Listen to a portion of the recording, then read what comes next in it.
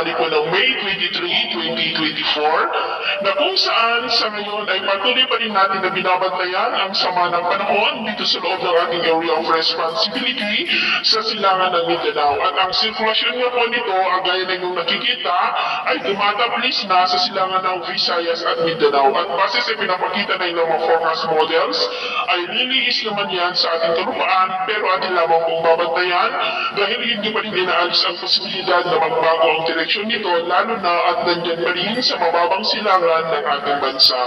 At ito nga pinapakita ng forecast model natin ginagamit hanggang sa susunod na 2 linggo.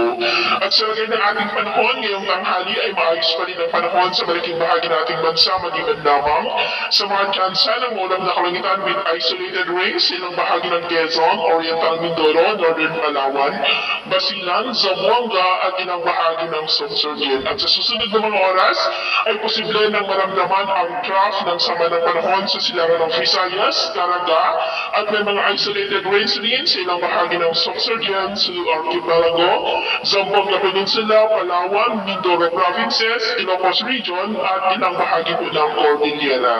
At sa atin naman po mga baybayin, wala naman po tayong nakataas na namang gale warning signals, pero mayong mag-ingat lamang po kung pabalaot tayo para mas makaiwas sa mga sakunang pangkaragatan. So yun po lang may update natin sa araw na ito.